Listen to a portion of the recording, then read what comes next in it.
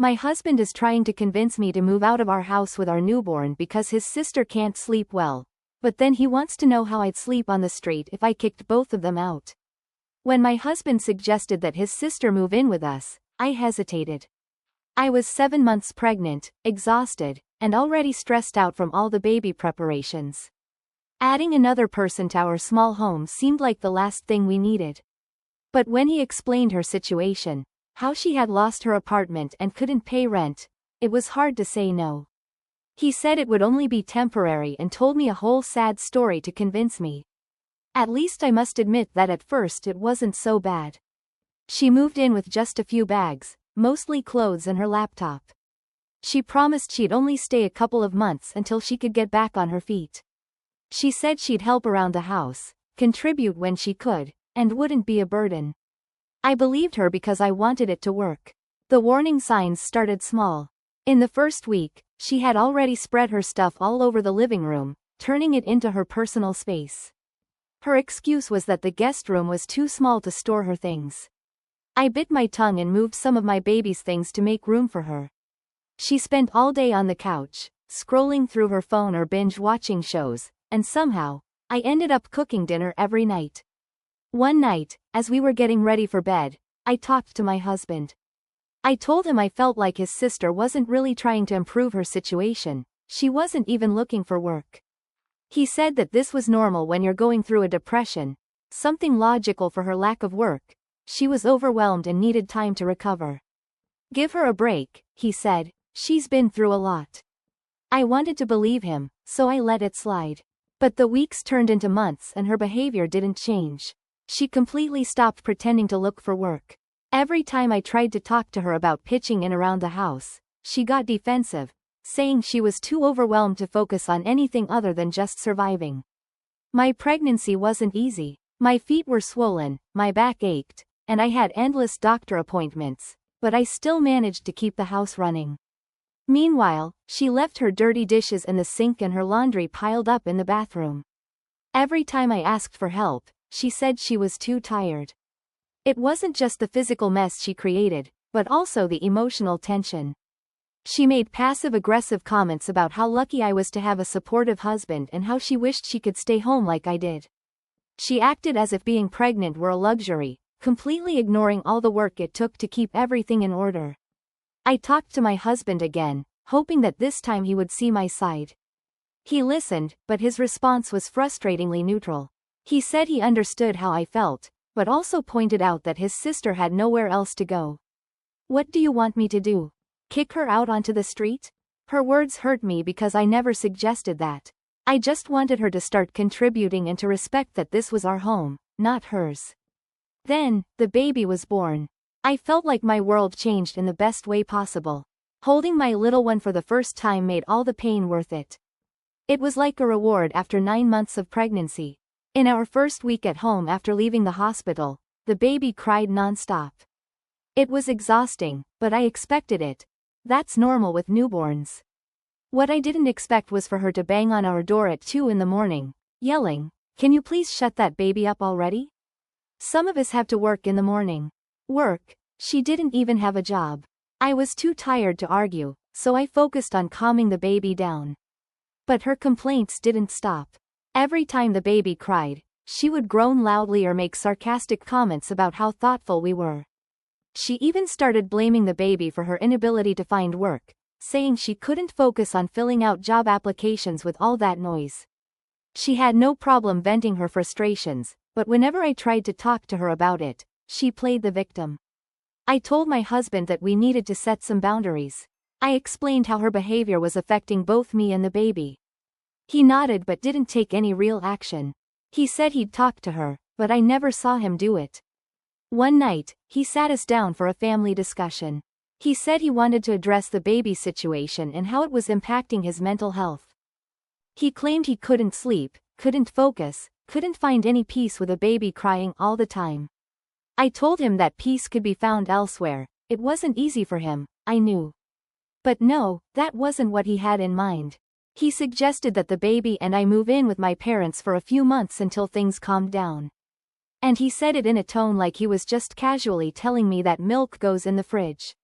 I looked at my husband, expecting him to say something, but he hesitated. He said he understood her point of view and suggested that maybe it wouldn't be a bad idea to consider her proposal. After everything that had happened, carrying our child, giving birth, and trying to keep our family together, was that his solution? To send me and our baby away so that his sister could have a peaceful home? It was clear that something had to change. And I realized that if I didn't stand up for myself and for my baby, no one else would. That night, as I held my sleeping baby in my arms, I made a decision. It wasn't just about my mental health, it was, more importantly, about my baby's well-being. If my sister-in-law couldn't respect that, then she didn't deserve to stay under our roof. And if my husband couldn't see that, then he'd be without a roof, too. I'm only writing part of my story here because I know that in the future I'll probably need help. Legal help with all of this. Before continuing, don't forget to subscribe. New stories every day. Update 1. I'm back with the aftermath of trying to kick my sister-in-law out. 4 days after the ridiculous suggestion that the baby and I should move out, my husband started acting like nothing ever happened. Meanwhile, his sister was walking around like she owned the place, all smug like she thought no one would ever make her leave. Poor girl. I stayed quiet that night, not because I agreed with them, but because I needed time to sort through my thoughts. This time, I wasn't going to act out of pure emotion. I wanted to do things the right way, and I needed to think about what that meant. The next morning, after yet another sleepless night, I sat down with my husband while the baby was napping and told him we needed to talk. I made it clear that his sister's attitude had gone way too far, and that his support of her outrageous suggestion the other night had really hurt me. I told him this was our home, our family, and I deserved his full support, no questions asked. But instead of seeing the logic in what I was saying, like any reasonable person would, he said his sister wasn't thinking clearly and that I was overreacting. Sure, I just gave birth, and I'm apparently more clear-headed than his sister, whose biggest problem is not finding her phone charger. He even had the audacity to say I should be more understanding, given how hard everything's been for her. I had to fight not to lose it right then and there. I told him that if anyone in this house had been understanding, it was me. But suggesting that the baby and I should leave our own home for her comfort? That was the final straw. My husband looked super uncomfortable and clearly wanted to escape the conversation, but I wasn't letting him off the hook. I told him that if he didn't have the guts to set boundaries with his sister, then I would. I wasn't going to let anyone make me feel like a guest in my own home, and I sure as hell wasn't going to accept someone prioritizing their peace over my child's well-being. And yes, that included him too. He didn't say a word, because right then the baby started crying. I got up to tend to him, but before I left the room, I told my husband that we'd be finishing that conversation later, and he better choose his words wisely. Because right now, he was walking on very thin ice. Later on, once the baby had settled down, I knew it was time to deal with his sister directly. I found her on the couch, scrolling through her phone. No surprise there. I stood right in front of the TV, blocking her view, and told her we needed to talk. Without even looking up from her phone, she sighed and said, "Now what?" I told her that her idea of me moving out was absolutely ridiculous, but the idea of her moving out? That actually sounded pretty perfect right now. She clearly didn't think I'd go through with anything, so she just said she was trying to find a solution that worked for everyone. She claimed she needed proper sleep to rebuild her life, and that she couldn't do that with a crying baby in the house. I stared at her and asked if she was really that selfish. I reminded her this was my house, that she was a guest, an incredibly bad one, and that my baby was my #1 priority. I told her I was sorry the noise bothered her, but maybe she'd have an even harder time sleeping on a park bench. That hit a nerve, because she jumped up and started yelling, saying she had nowhere to go and that I needed to stop threatening her because she was my husband's sister. She accused me of making her feel like a burden when all she wanted was a little peace and quiet. I told her she is a burden, so if she feels that way, it's because I want her to.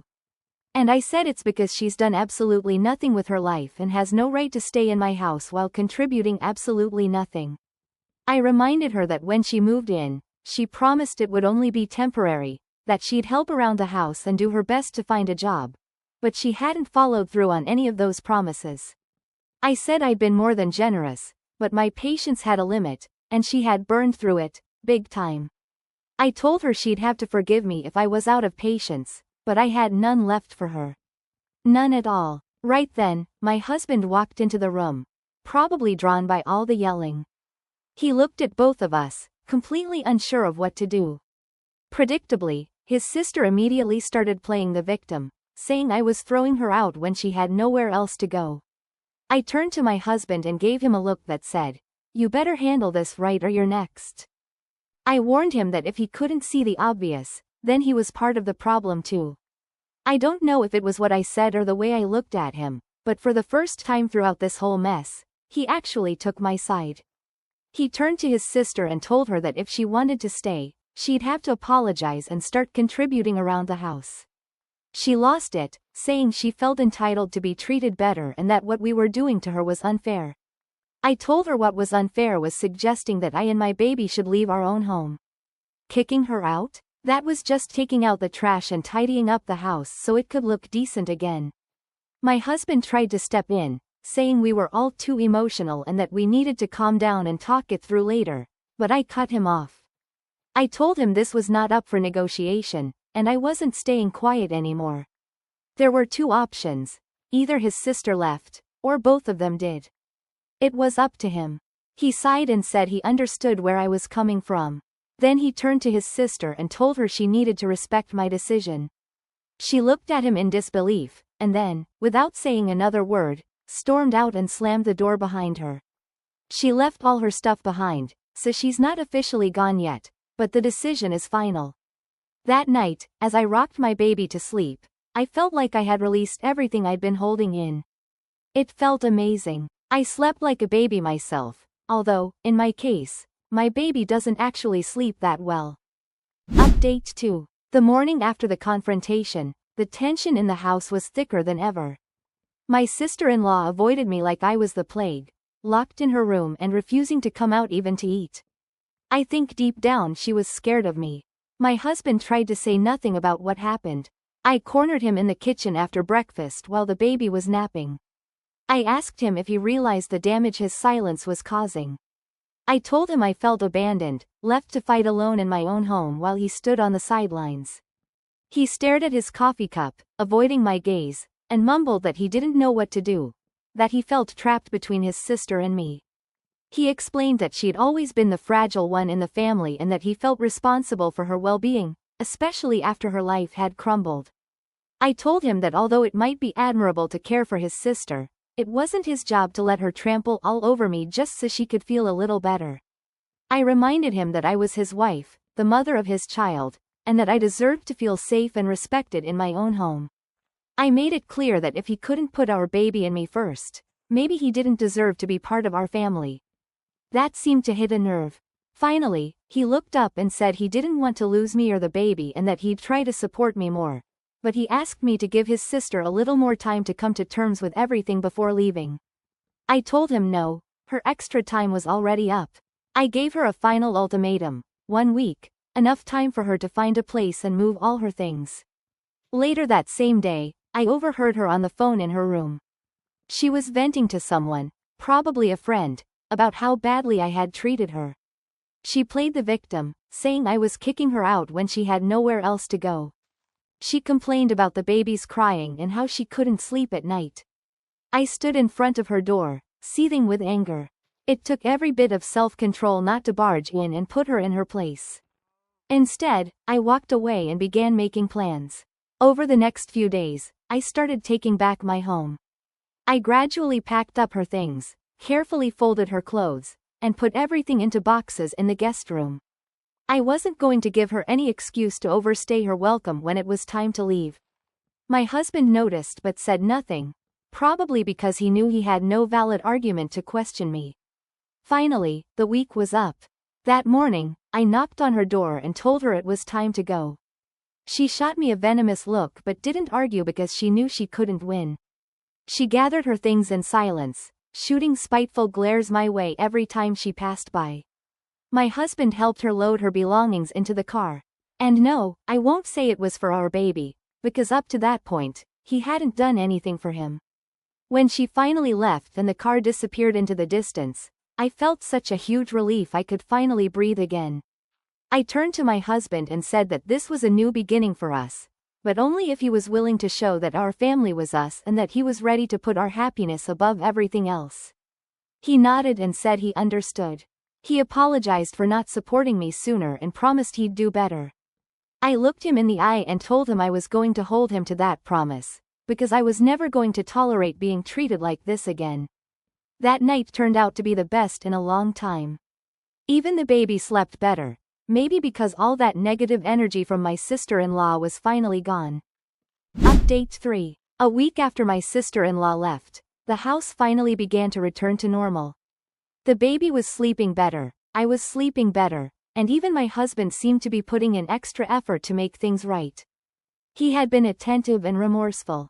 That's why, when I heard a voice outside my door one afternoon, I couldn't believe my ears. I must have heard it wrong, but no, it wasn't a mistake. There she was, standing next to my husband with a suitcase in hand, acting as if she had the right to step back into my house. I opened the door and glared at both of them. I asked my husband, "What the hell do you think you're doing?" He had the nerve to tell me that he couldn't just leave his sister without a place to go and that she'd promised not to cause any more problems. He said that since the baby was sleeping better, it wouldn't be such a big deal to let her stay a little longer. I told him there was no way in hell she was ever setting foot in my house again. I reminded him that we had agreed she was gone for good. If I ever end up with nowhere to go and find myself arguing to be allowed to stay in a house, I certainly wouldn't be murmuring something about her overreacting like she did. And that was the last straw for me. I told them not to move a muscle and shut the door in their faces. Immediately, I called my in-laws. I needed backup. When my father-in-law answered, I explained what was happening. He asked if his son was with her. I said yes, that both of them were outside my house like stray cats begging for scraps. He told me he was on his way. While I waited, my husband pounded on the door, asking me to let them in so he could explain himself.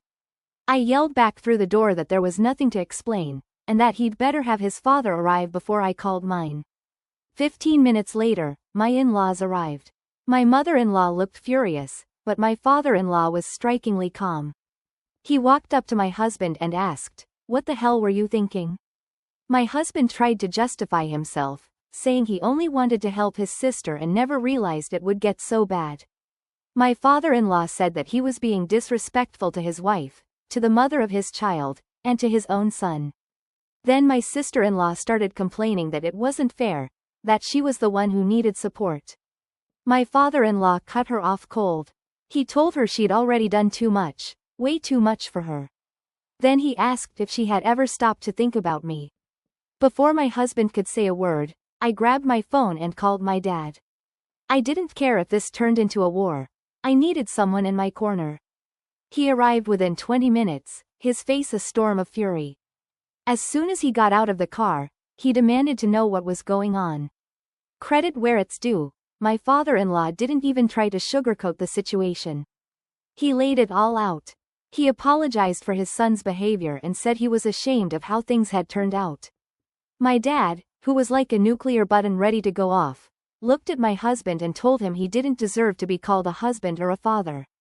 He told him that if his sister mattered that much, maybe he should move in with her and let me raise the baby in peace, because the rest of the family was more than willing to help me.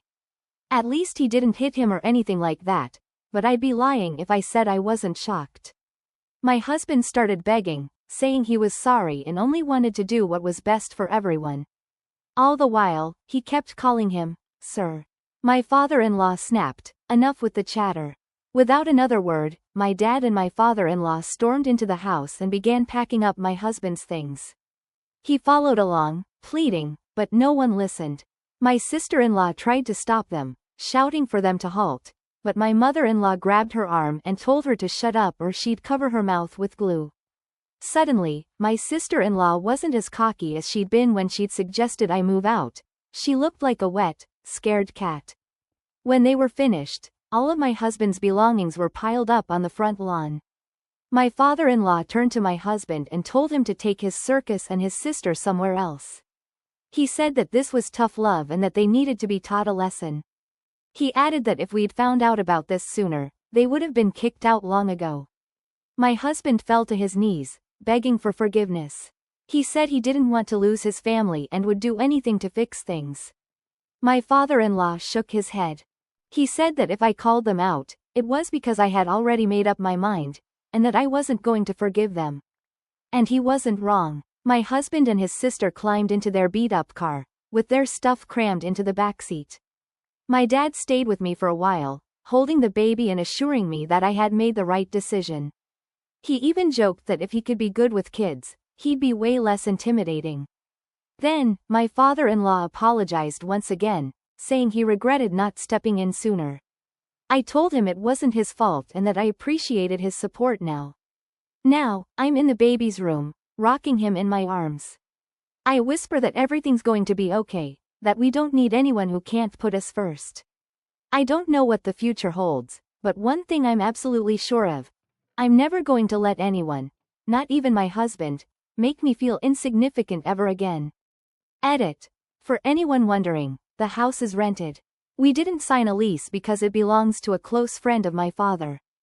Update 4. 2 days after the confrontation, my husband showed up at the house. He had the saddest look you can imagine, worse than a wet cat.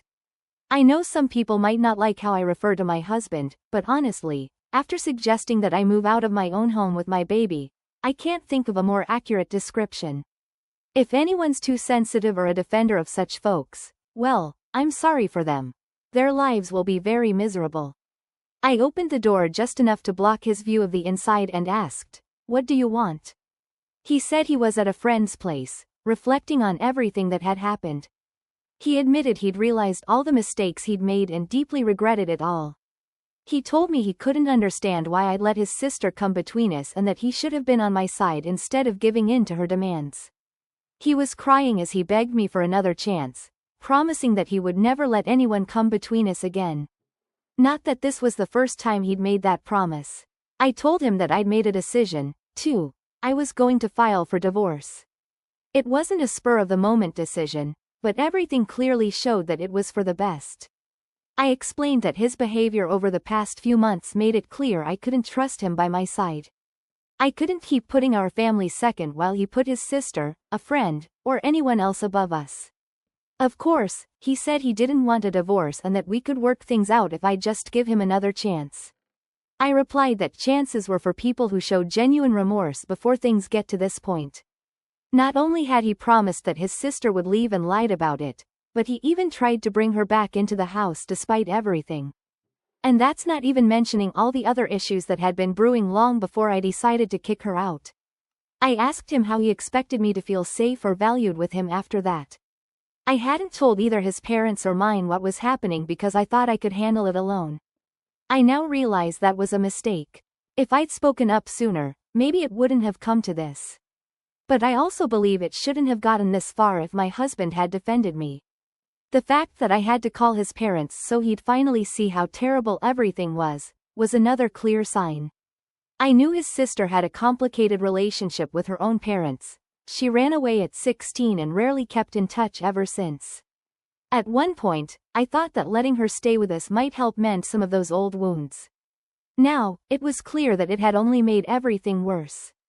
Our parents hadn't spent much time with us since the baby was born because we had decided, after many conversations, to limit visits for the baby's sake. Everyone assumed that things at home were fine and respected our decision. He tried to cling to whatever little justification he had. He reminded me that he was by my side in the delivery room, as if that proved he'd been a good husband when it truly mattered. I reminded him that he actually fainted halfway through labor and spent more time being taken care of by the nurses than supporting me. I wasn't blaming him for that. Childbirth is intense and not every man can handle it, but he couldn't use it as an excuse for everything that went wrong afterwards. I told him I wasn't angry anymore. The anger had faded days ago. I was simply exhausted and needed to focus on me and my baby, which meant cutting out anything or anyone that brought unnecessary stress into our lives. He looked at me desperately and asked if there was anything he could do to change my mind. I told him it was too late. In the end, he left murmuring promises that he'd do whatever it took to fix things. But I no longer wanted him to fix it. He should have done that when he had the chance, chosen his wife and child long before we got to this point. Now, it was simply too late. Update 5. The divorce isn't finalized yet. These things take time. But at least all the necessary paperwork has been submitted. It's just waiting to be approved. My husband has been avoiding signing the documents because he doesn't want to give up on us. Realizing that I wasn't wavering on the divorce, he came up with a brilliant idea. Call my father's friend to say he wanted to keep the rental for the house. Terrible idea. That friend called my father, who told him everything that had happened. Then the friend called my husband and told him that if he were his son-in-law, he'd beat him up. After that, he called me to explain what had happened, and to say that he'd reduce my rent for a few months until I could get a job. I'm expecting to receive child support and a spousal pension, but I doubt it'll be all that much. So I'm planning to start working once my baby is a bit older and I can leave him with my mom. My father offered me some money, but I told him I didn't need it. I need to do this on my own. During all this time, my soon-to-be ex-husband moved in with his sister, the one he obviously couldn't leave on the street. Well, eventually he did, because he got tired of doing everything for her. It was so easy for him to say, "Poor sister," while I was handling the house and everything else. But when it came to him, suddenly his sister wasn't so helpless and could just as well sleep on the street. I don't think she's sleeping on the street now, but a few days out there might teach her to appreciate what she had. I hope to come back with one last update about my divorce, and I truly hope it's the end of this chapter. Update 6. I'm confident this is the end. I have my divorce, I've secured a job, and with the pensions from my ex-husband, I'll be able to support my child. My life is finally balanced. He'll be allowed to see his child. After all, the baby is too young to go off with him permanently, but we'll figure out shared custody later. I've also been getting some help from my ex's parents, since they're still his child's grandparents. Though I sometimes doubt them, as they're his parents, they never have anything nice to say about him whenever they visit. And his sister? It's even worse. I know, thanks to her own parents, that she's now living with a friend and has even landed a job. Good for her, she eventually managed to turn her life around. It's just a shame that in the process she ruined her brother's life. I'm not trying to defend my sister-in-law here, but my husband lost everything by siding with his sister, who now has a better life, and not even because of him. If he hadn't kicked her out, she'd still be on that couch watching TV and glued to her phone. In a way, it helped that I kicked her out of my house. Even if she doesn't see it that way, my husband got nothing out of it. He ended up losing everything, and he did exactly what he deserved. Who kicks out his wife and child just so his sister can get some peace and sleep?